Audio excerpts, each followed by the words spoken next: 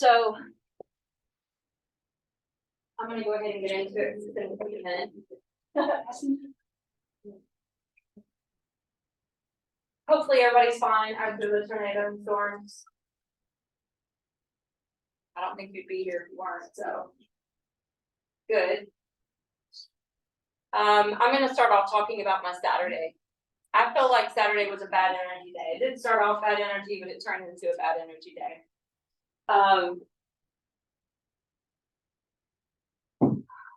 So this year I wasn't as spirited for Halloween or Thanksgiving. I just really wanted to fast forward to Christmas. And so a few days after Thanksgiving, I decided, you know what, I'm going to change out the pasta load, put the wreath on the door. You know, I'm going to put the stockings up on the mantle. I'm going to put the kids' Christmas tree up because it's the artificial one. And then it's all finished other than the lights on the porch and the Christmas tree, you know, for the living room. So this weekend, I was like, I'm going to finish everything. You know, so I got the lights outside. And I did all this on my own. The kids weren't around to help me this year. We have 2 teenagers. And you know, with everybody's schedule being busy on Saturday, we had a small window where we were all going to be together. I was like, okay, let's all be together and decorate the tree. I've done everything else.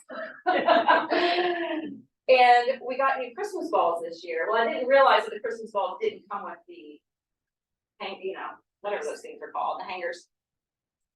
So we really only could do so much because we didn't have the hangers. But regardless, when we finally got together to start to decorate the tree, then that's when all the alarms started going off on the phone. That's when Rob turns on the news. And the kids' phones are blowing up because all their friends are like scattered around Nashville and everybody's talking about, is it coming to you? Is it coming to you? Are you safe? Are you safe? And all that's well and good, except for the fact nobody was being present in the moment with me. Ready to tree. And I don't know, I grew up in the South and I'm not scared of course I'd be scared of a tornado if it was coming right at me, but they happen so often that I don't stop everything I'm doing. I don't take cover. Like, I just kind of have the attitude, if it's my time to go, it's my time. I know that may be a good or bad attitude, however you look at it, but that's my attitude about it. And so I was getting a little frustrated because literally I was the only one putting the lights in the tree and they're all at the phones and, you know, doing all that. And I finally stopped what I was doing.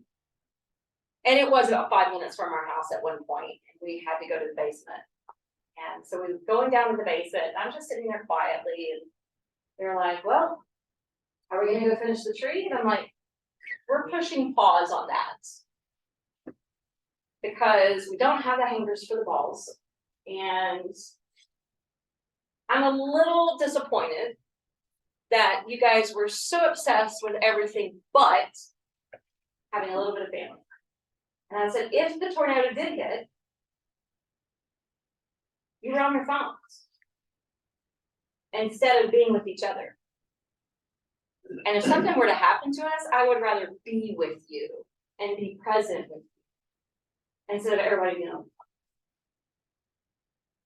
So I was kind of the bad guy in that mix, you know, in that moment. And a few hours later, a couple hours later, really, the storm had passed. It was fine, you know, not fine, but fine for us. And Gabriel had a ticket to go to a show in Lincoln's Court. The torrential rains had stopped. We weren't concerned about the storms. I really did want him to go that far. But at the same time, he's about to graduate high school. I don't want to be a hovering mother. I want to give him his wing supply. And he's got to make choices now on his own. And him and his friend were trying to determine whether to go or not. They finally decided, let's go. And I told Gabriel as he was walking out the door, I said, I'm going to send Reiki to your car, but I want you to ask for protection before you drive away. Call on Archangel Michael, say a prayer, do something. Because the roads are still wet. We don't know where the damage is. And he was like, okay, Mom, I'll do that. I didn't know if he would do it or not. And then about 11 o'clock that night, he sends me a message and he's like, just letting you know we're on our way back. and he had parked at his friend's house. And I sat down in another room of the house and realized my phone wasn't with me. And then I had the intuitive thought, I need to get my phone. Gabriel's not home yet. So I went to get my phone, and literally 1 minute after I grabbed my phone, I'm getting a frantic call from him. Something came out in front of us. I think we're okay. The cops were called, but he wasn't making any sense. And he was in a panic. And I was like, look, Gabriel, calm down, breathe. If you were in an accident, make sure you get your license, your registration, your insurance, all that ready for the police. They were in a fatal car accident. Mm. Thankfully, him and his friend were safe. I don't know how. It's a miracle they walked away unscathed. It's a miracle they walked away without a scratch after seeing the car. They were going down Gallatin Road, 2 blocks from his friend's house. They were that close after they had been all the way to Lucas work. A driver, as they were going through the green light, did not have a green light and was turning left and slammed right in. And unfortunately, that woman is no longer here. So I showed up at the crash site about 11:30. We were there till 2:30 in the morning because it was a fatal accident. An investigative team came out. The first thing he said to me when I ran to him and embraced him was, "Mom, I called Archangel Michael for protection." I'm so glad you did.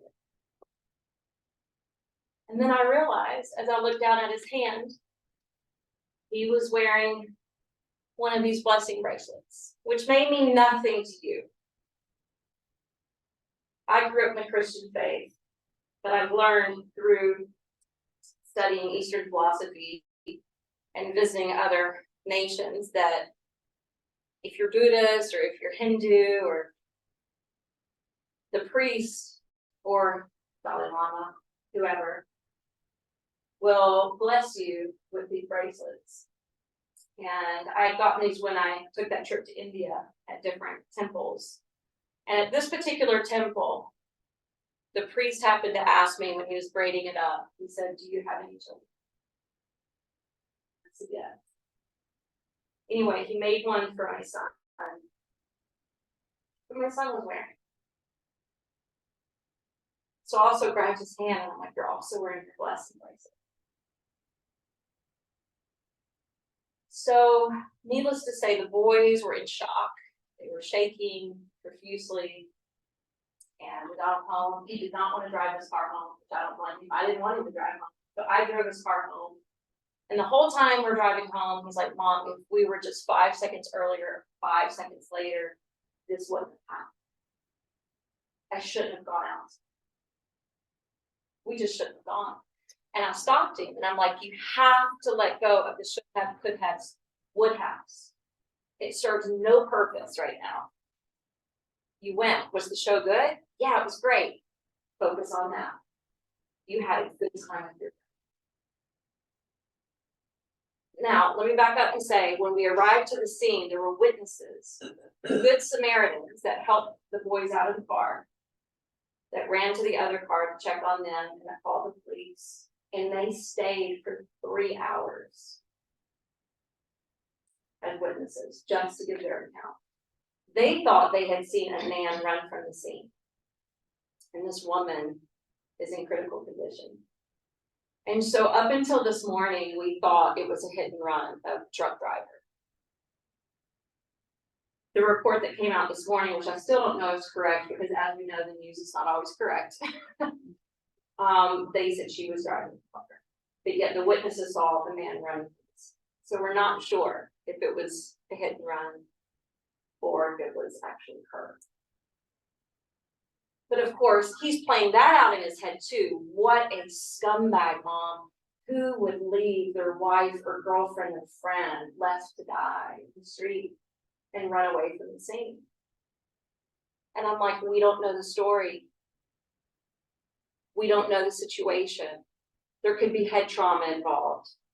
And intoxication, yes, it's a terrible thing and that should have never happened, but intoxication changes your judgment and you don't think clearly. Or what if it was an illegal immigrant who, was scared that they might be deported? I'm like, the scenarios could go on and on and on. We can't assume.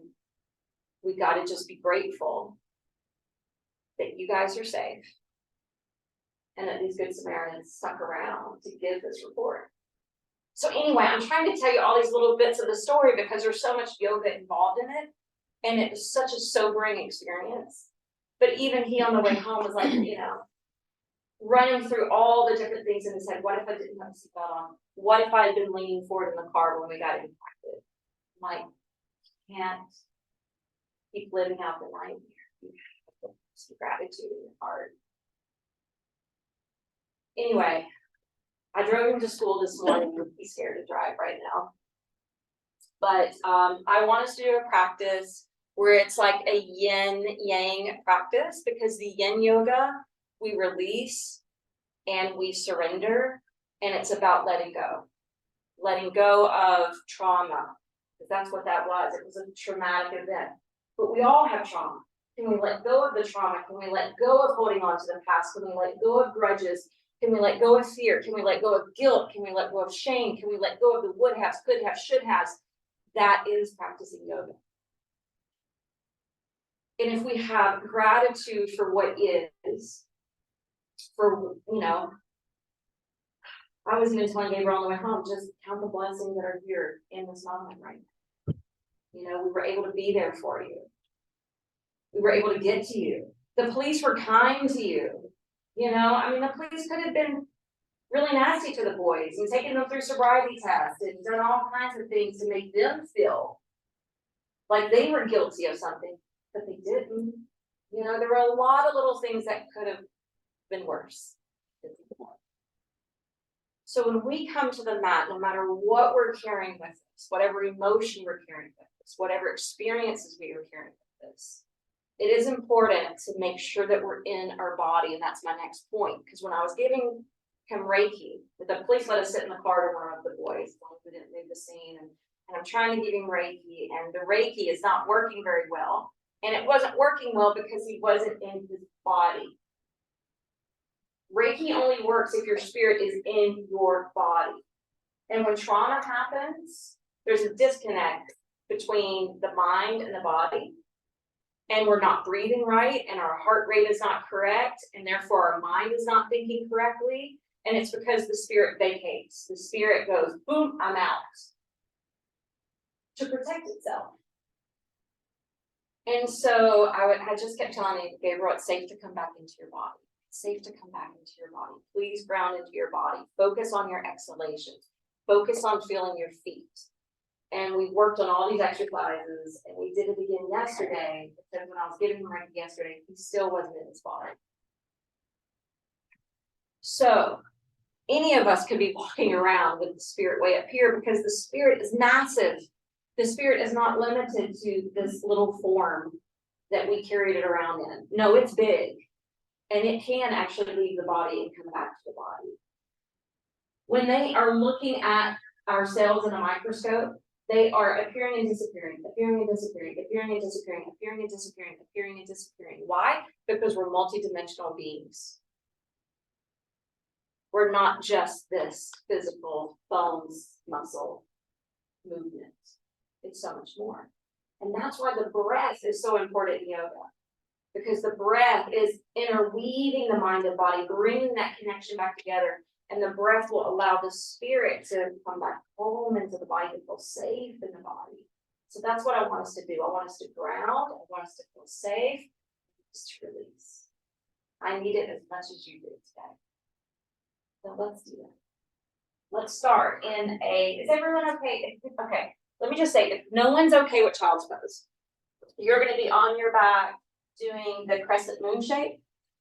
If you're okay in your knees to do child's pose, you are going to be in child's pose and walk your hands over to the right. So we're going to go ahead and get right into position for our first pose today. So if you're in child's pose, you're walking your hands away from your mat, off to the right side, and then bowing over your left. See, if you're on your back body, you're swaying your arms and your feet over to the right corners of the mat. This way, all of us, no matter which position we're doing, are opening up the left side body. That lunar panel, the feminine side. And that's the side where the heart is. So think about opening up the side window of the heart. Breathe into that left lung especially. Maybe feel it ballooning as you breathe in.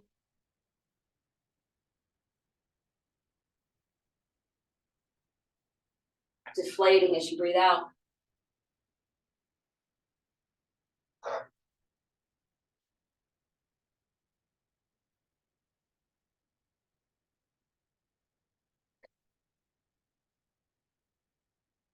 Increase the oxygen that you're inviting in. And then recognize it's not just oxygen we're breathing in, but vital life force energy.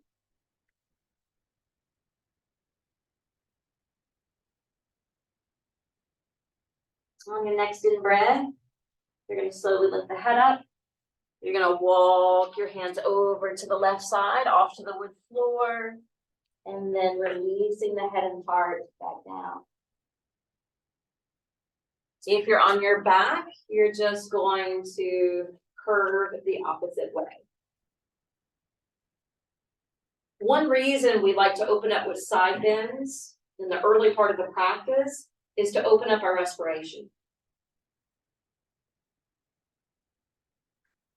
To open up our lung capacity. So hone in on your breath and breathe well. Let your breath calm your own nervous system.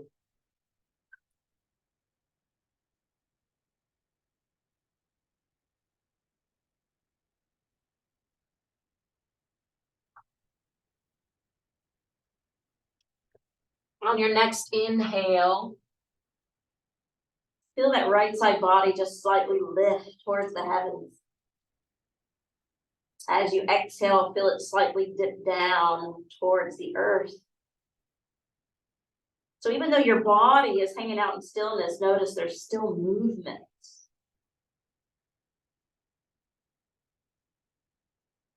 On your next inhalation, lift the face up. Walk your hands back to the sticky mat. Separate your hands shoulder distance apart. Rock up. Separate your big toes. Line your hips over your knees. And make sure your wrists are right up underneath the head of the shoulder bone. So you may have to crawl them back a baby step. All right, now plug the palms, your feet firmly into the floor. So you're pushing the ground away from you with not only your hands, but your legs and your feet. Not to the point where you move into a cat stretch, but to the point where you feel your upper back muscles engaging and your belly muscles hugging in. So please know that tabletop position is an active pose. Now we're going to track the hands more down the lane of the mat. Keep the armpits lifted, the rib cage in your skin, and let your head bow between the upper arm. This is what we call puppy pose. And we're going to do a little pranayama here between puppy and melting heart.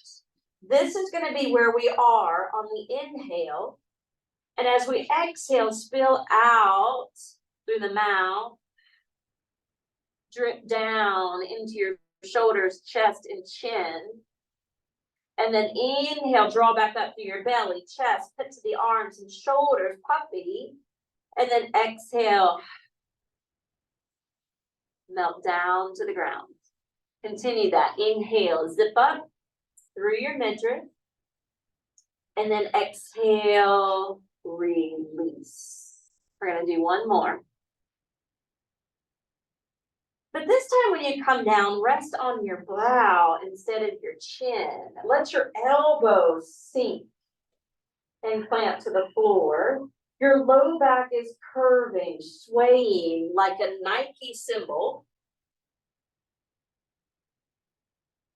And you're holding this position, saturating your shoulder joints. Opening up some of that connective tissue in your chest. And just let your belly be soft. Let it spill out.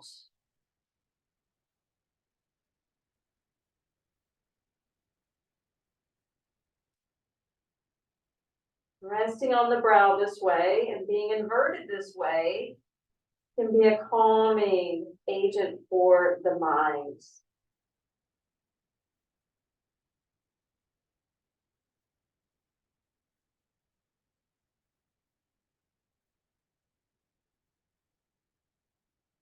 As you're observing your breath, see if you can count your breaths one by one.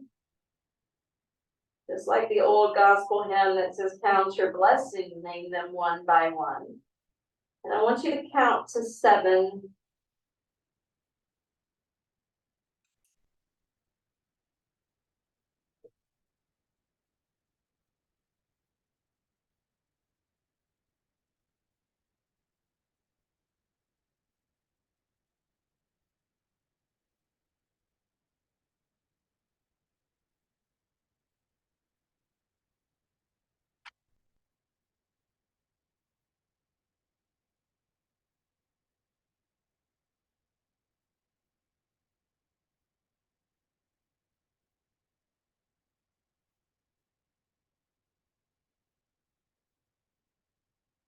When you arrive to 7, you'll lift your face and slide your hands back. So they're just a baby step in front of your shoulders. We're going to curl the toes under and lift the knees off the ground into downward facing dog. Backing the hips up, sailing the sacrum up in the air. Remember that the term sacrum has the same root word as sacred. And what's sacred about this area of the body is this is where we hold a lot of life force energy. This is where we hold our creative juices. And we're bringing them down in a manipulative way, in a positive way, towards the throat, the place of creative expression, the place where we acknowledge, speak our truth, as well as moving the energy towards the intuitive center of the brain, which is the brow. Now let's walk the hands back towards the toes. Let your heels land to the floor. And I want everyone to bend and soften their knees. Don't have to have a really deep bend in the knees. Otherwise, it starts to move into the quads. We want to stretch the hamstrings. We want to open up the connective tissue, this main meridian or energetic highway in the body that travels through the back of the legs. Now, just nod your head yes for a moment and no, or just bring a little bobble to your head. So make sure you're loosening your neck. And then reform some stillness. You're welcome to close your eyes here to just move into that aspect of feeling, as well as being contemplative. Forward folds are about release, the process of letting go. Understanding that we're not always in control. And it helps us to reduce the fear.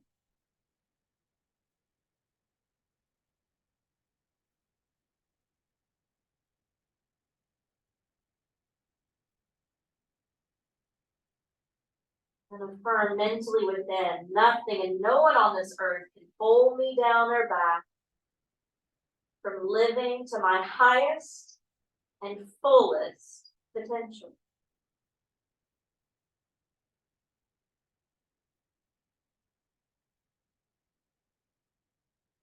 I highly believe that we each have many exit points in life.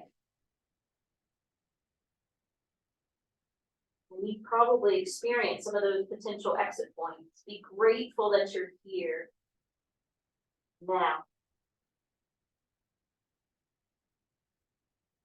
On your next in breath, root through the feet, sweep the arms to your sides and up overhead. Bring the arms up to frame the base, palms turn towards each other. And then as you push down through the mound of the big toes, start to fly up through your side waist, through your base ribs, and maybe hang your head back and do a little tiny back bend. Don't have to be too fierce.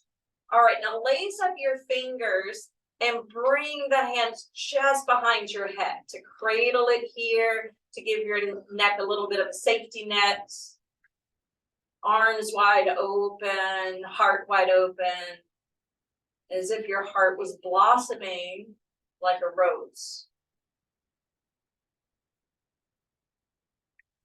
On your next out breath, you're going to bend your knees super deep, way deeper than we were standing earlier. Now we are going to get into the quads, and the hands are going to flip open beside the outer frames of the feet. And your head can collapse here.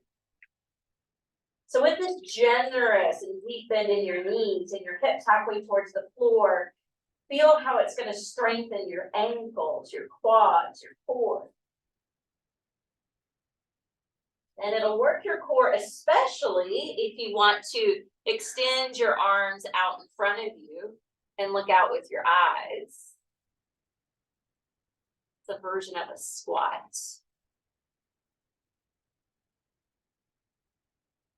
Take a couple more breaths.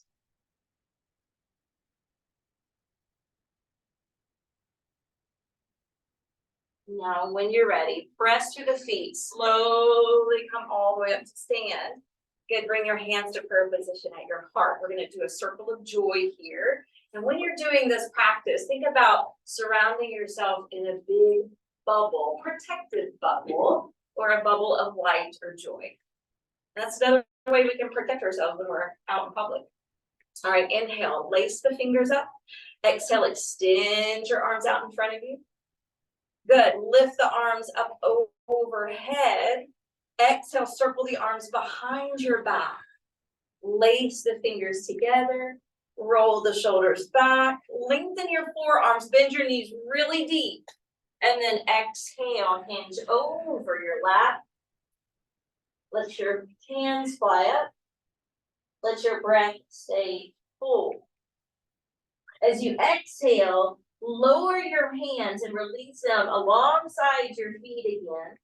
Standing form of Balasana, child's pose. And then turn your palms down and walk one hand at a time in a meditational way until you're taking up as much length of your mat as you can. Hands up underneath the shoulders, toes tucked underneath your heels. Now your thighs are floating up. We've advanced tabletop to plank position. From plank position, you're still pushing down to the balls of the feet through the palms of the hands in order to ignite your core. As you exhale, bring your knees down and then shift your hips, shoulders, your whole torso forward and bring it down at the same time, all the way down to the floor. Good. Untuck the toes, stretch your leg bones back, back, back. And then arms are going to slide forward and you're going to lift into Sphinx. So notice if your heels are flopping away from each other and draw them slightly towards each other. Notice how there's more pressure on the tops of the big toes. Notice how that engages a little bit of the glutes and the buttocks. And push down through your pubic bone to lift your belly a little higher. Push through your elbows to lift the heart a little higher. Good, elongate your neck. Find a good position for your neck, whatever that is. Each of us may be a little different. And then, of course, come back home to breath. That's what brings the pose to life.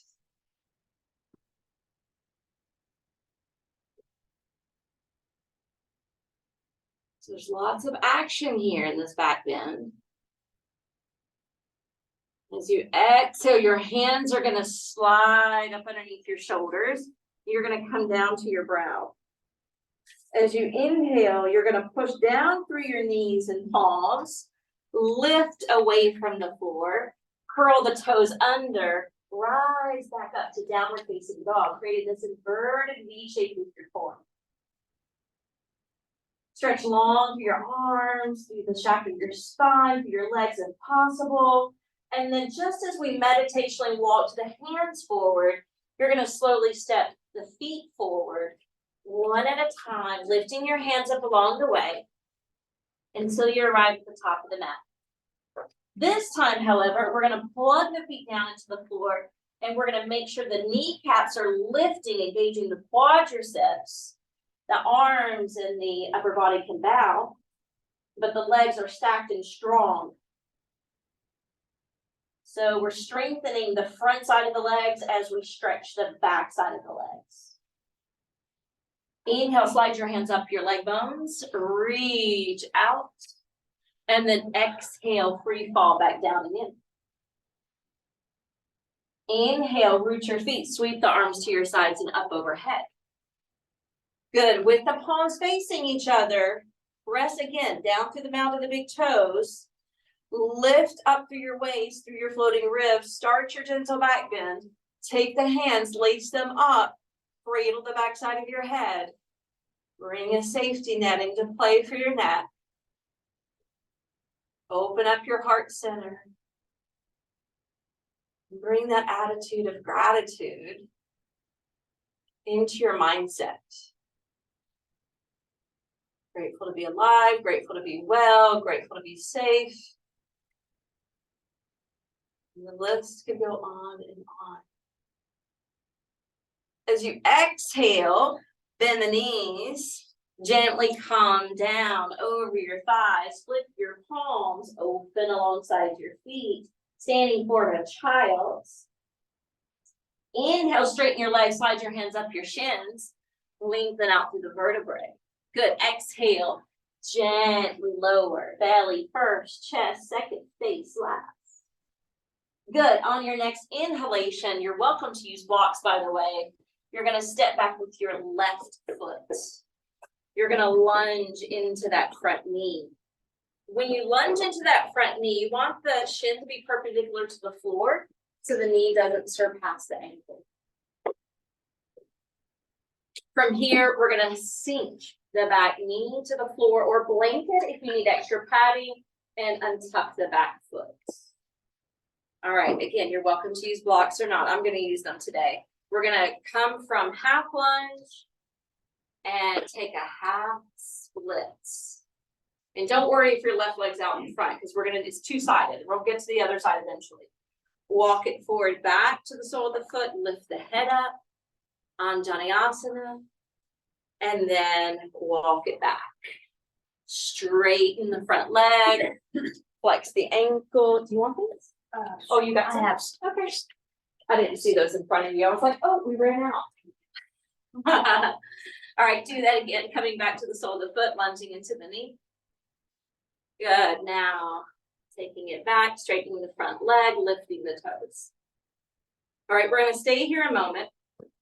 And then if you want to fold a little deeper, if your body gives you that opportunity, please don't force it.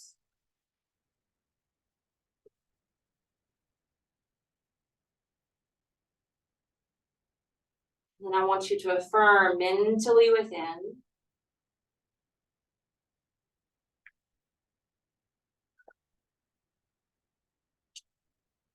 Thanks to impermanence, anything is possible.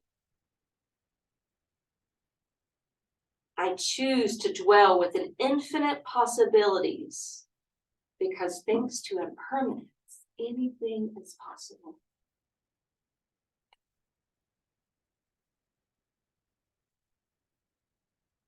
All right, we're going to go into a yin pose now. We're going to come back to the sole of that foot. The blocks can walk up. The hands are going to stack to the front knee. And we're going to slowly build the head over the shoulders, shoulders over the hips. And we're allowing the body to sink.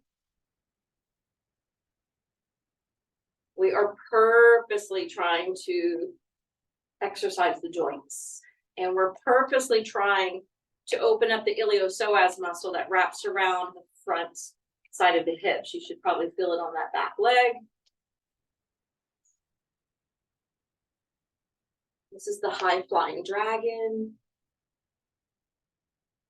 And this is the muscle that seizes up sometimes when we are too sedentary, or we're holding a lot of stress in that area of the body.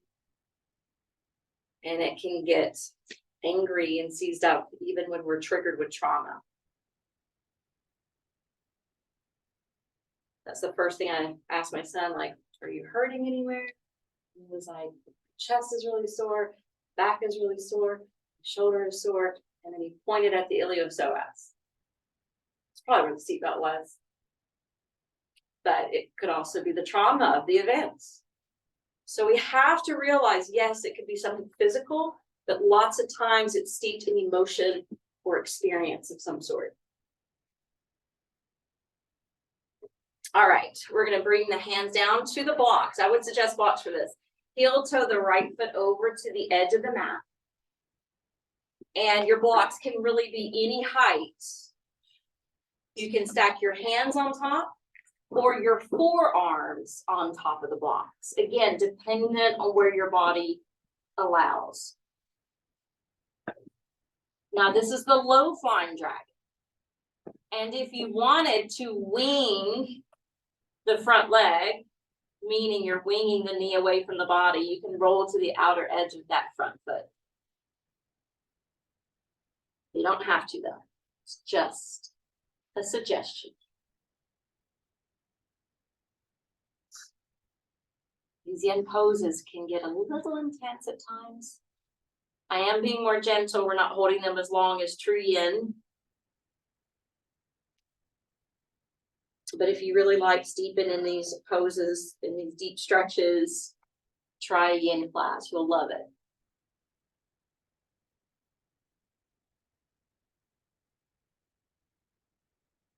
I would emphasize the exhales,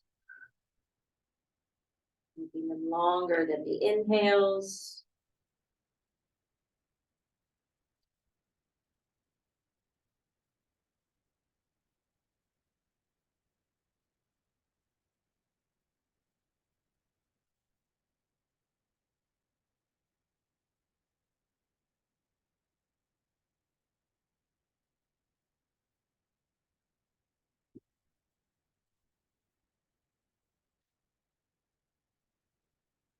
Three more breaths.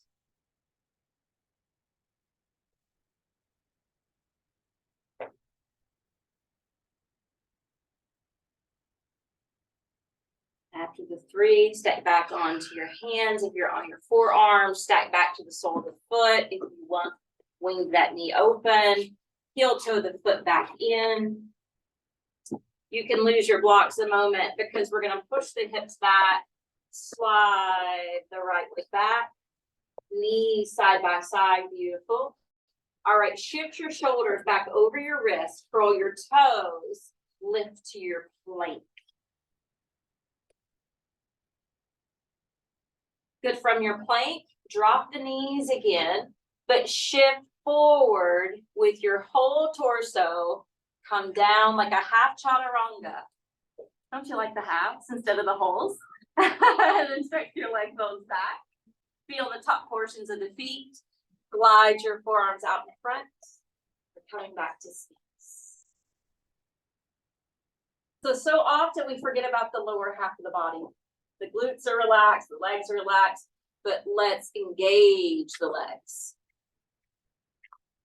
Turn the heels in, push the pubic bone down, press your forearms down, and build your head and your heart up.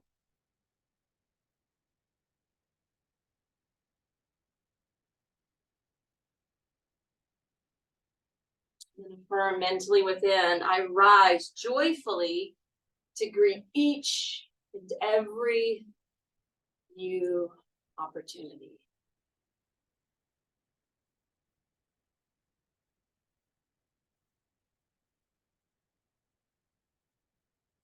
You exhale, your hands are going to slide back as your face comes down to the mat. Inhale, push up through table. Exhale, curl the toes, lift up and back. Downward facing dog, Adho Mukha Svanasana. Good, now with your hands, spread out your fingers, flatten your palms to the floor, bow your head between the arms, slightly dial your hands away from each other. That's not something you'll visibly see. It's something you internally do in a muscular way. And when you do that, you'll feel your arm bones externally rotate. Now let's slowly step the feet forward towards the hands. Coming back into a standing forward fold here. Inhale, reach your legs and the feet, sweep the arms up overhead. Palms face each other. Press down through the soles of the feet, lift up everywhere else, back bending. Same approach today. The hands are going to interlace. We're going to hold the back of the head. We're going to breathe up into the heart. If you have been going through a period where you feel grieved, isolated, alone, depressed, then back bends are a great recipe. They're a mood enhancer. And on your exhale, release your hands, bend your knees, gently release over your lap. Hands flip open beside the feet, head releases down.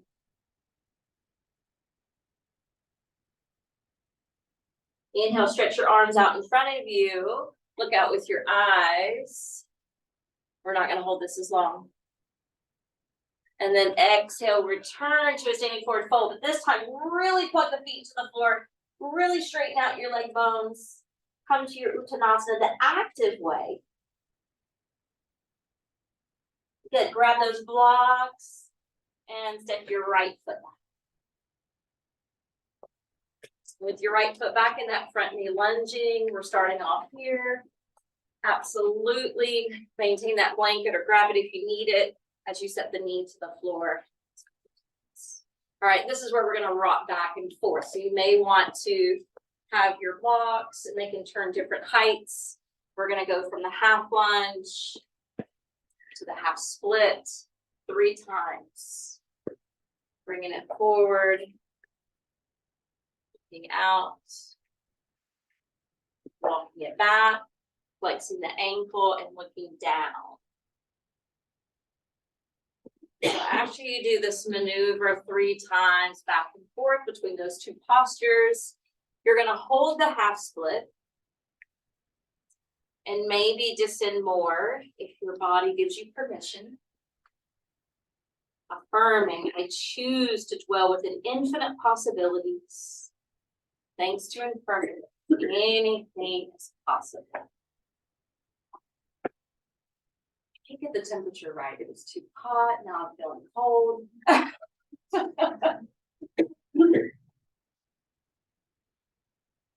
Do you feel good? Okay, good. I like a coolness.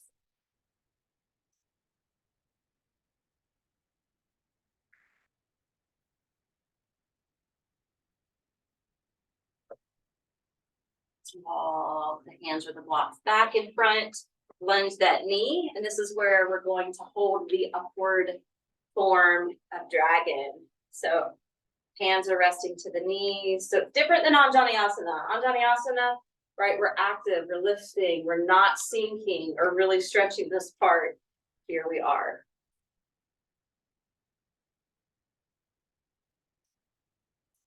And it can be a little unsettling when we're working into this muscle because of what we hold there. I read a great article years ago saying this muscle is deeply connected to our emotional body, which is one reason they say we tend to stuff emotions into our hips.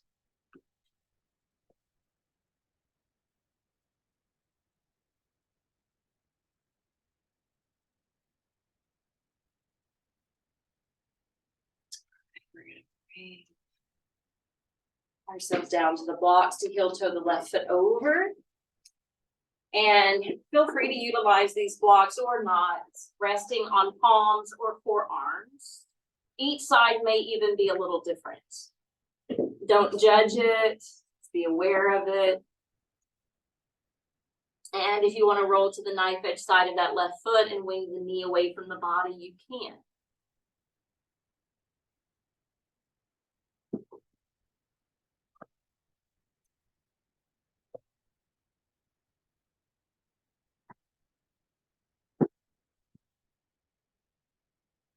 So even though we're adding in a little bit of yin, we're still getting the flow aspect.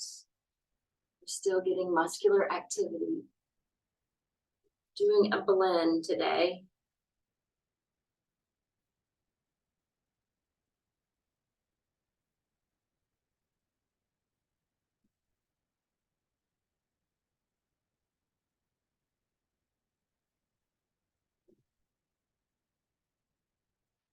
Soften your mouth, your face, your jaw.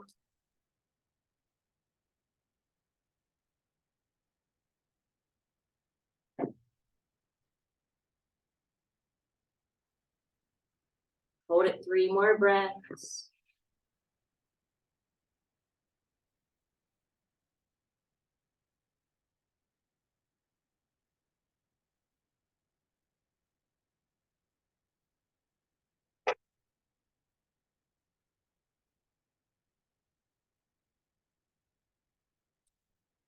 After your 3, step back onto your hands, onto the sole of the left foot, heel toe that foot over, stack your hands beside it, rock your hips back, and slide the left. Okay, you may want to maintain that blanket underneath the knees because we're coming up to standing Vajrasana next. And look back at your feet because usually I get really pigeon-toed here. And you want to line up your feet to be parallel. Take your hands to your low back, and I could go either way because it depends on your shoulders and wrists. So you can have your fingers facing down towards the buttocks or up towards your ribs. Okay, either way, rock your hips forward. Start to shift your thighs forward towards the front of the room as you bow back. Now protect your neck. Ustrasana camel. And sometimes we go to child as a counter, but we're actually going to do Sasamgasana hair pose as a counter today. Inhale, bring it up. Exhale, the hands are going to come down, the thumbs beside the front of the knees, and you're scooping the belly in. You're rounding the upper back. You're bringing the crown to the floor and keeping the hips elevated.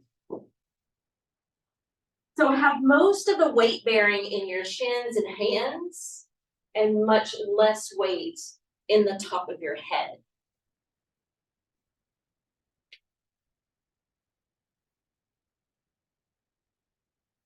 Crown of the head has an energy center here that allows us to receive deep, profound wisdom, a state of oneness, feeling connected to all that is.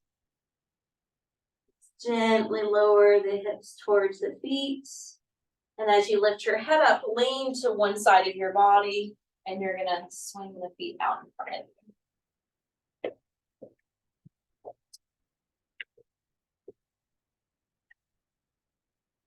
Have your feet ahead of your knees.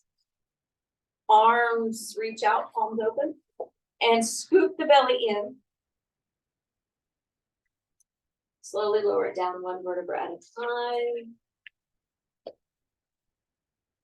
Slowly.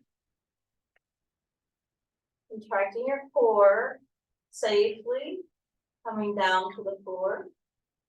Lift your feet now and hug your knees into your belly. Yes.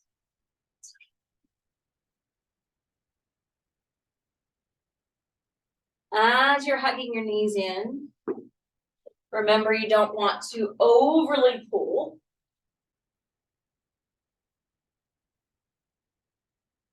And let your arms open up. Now let your knees roll to the left.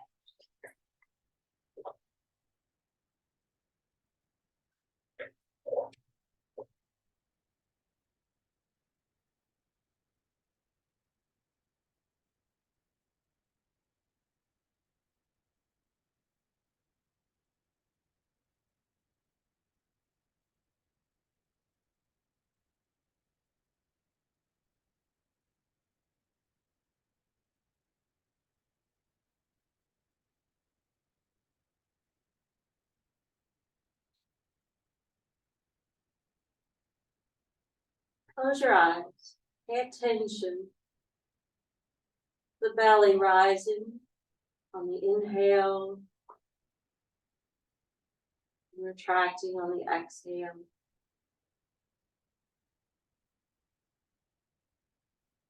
Follow the ripple effect of the breath all the way up into the right shoulder.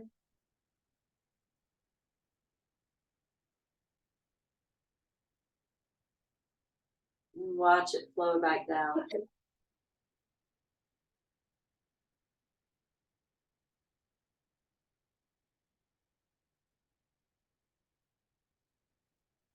Allow the twist to not only help you to wring some things out of your system, whether it's toxin, whether it's tension,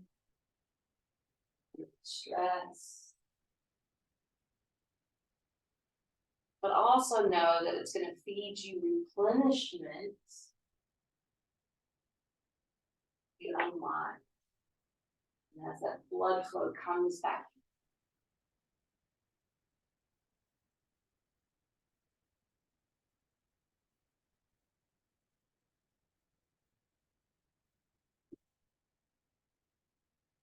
Think about bringing out the guilt, shame, bringing out any would have, could have, should have, already gone. But what we can control right now is our intention and our breath.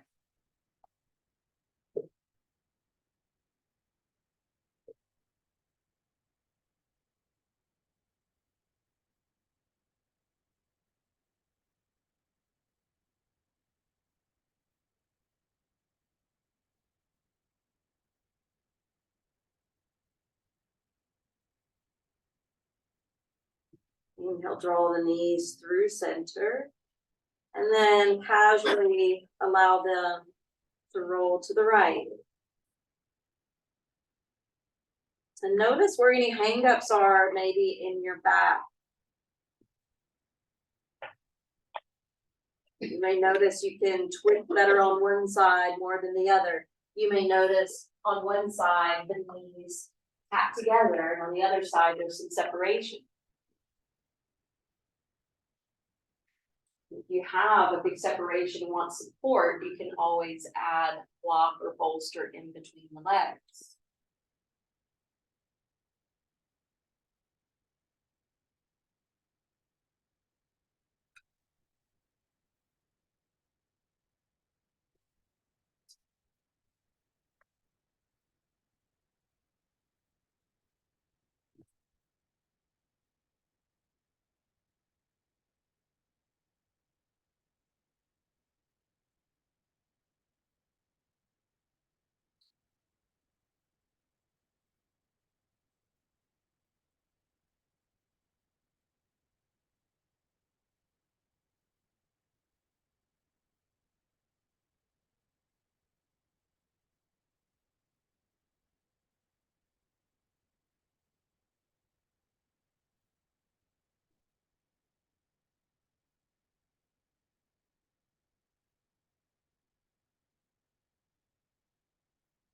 affirming, I am opening myself up to a new flow of life force energy within.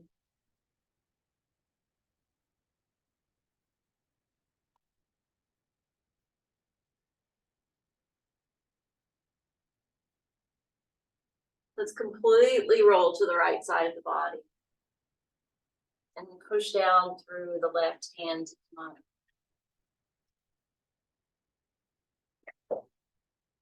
I'm gonna offer two suggestions. I'm gonna let you pick what you prefer for Shavasana. The first one is Stonehenge, where you basically create your Stonehenge in front of you.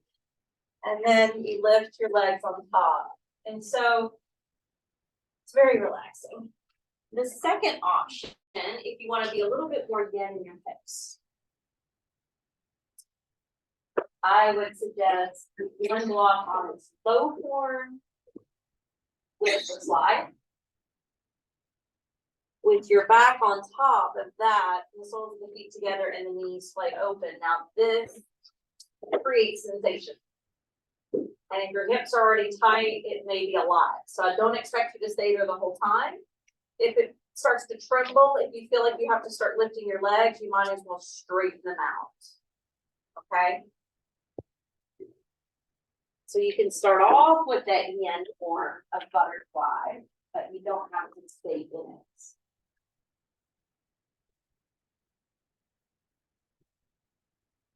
Now, I'm going to give you a second to settle in.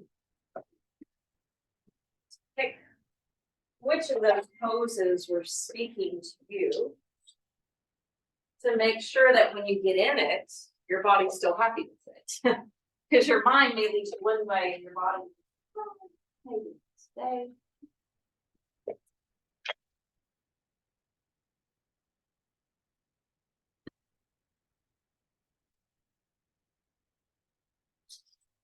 I'm going to start off our Shavasana, our rest period, with a bell chime. And we'll end it the same way. So these are our mindfulness bells. When you hear the bell chime, it's about being present in the now.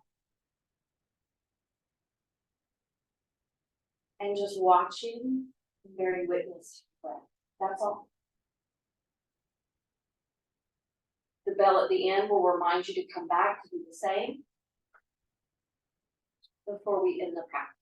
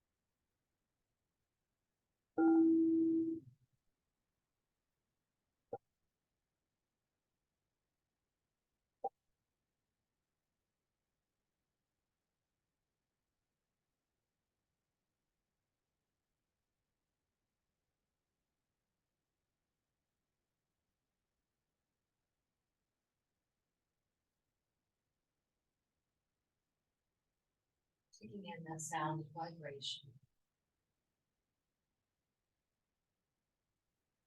Turning to your breath.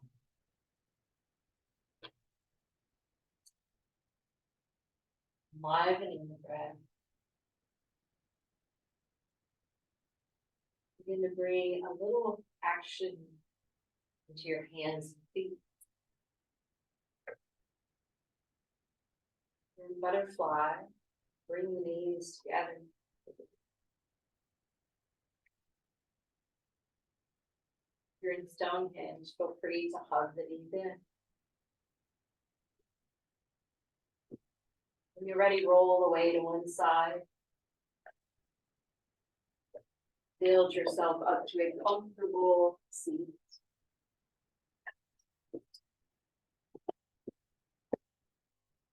Bringing the hands together to Anjali Mudra, which is prayer position to the heart of it.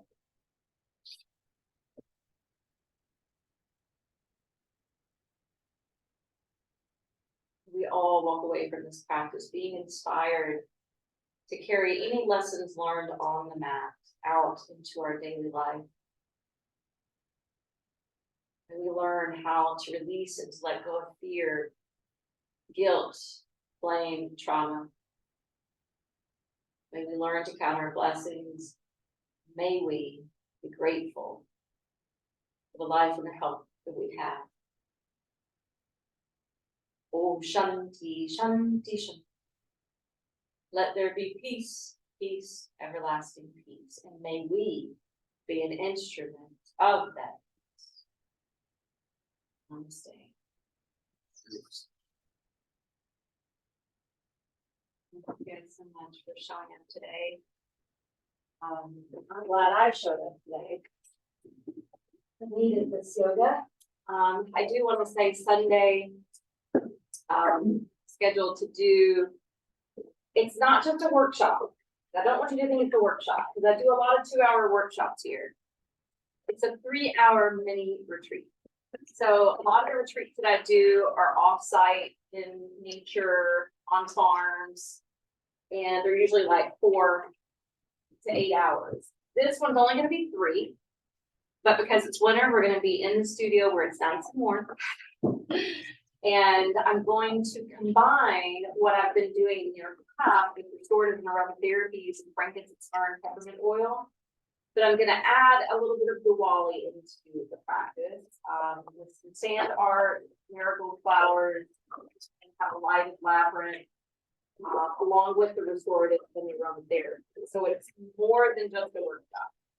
I think that's it. Have a beautiful day.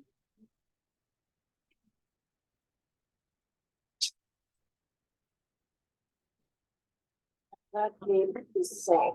Oh, thank you. Me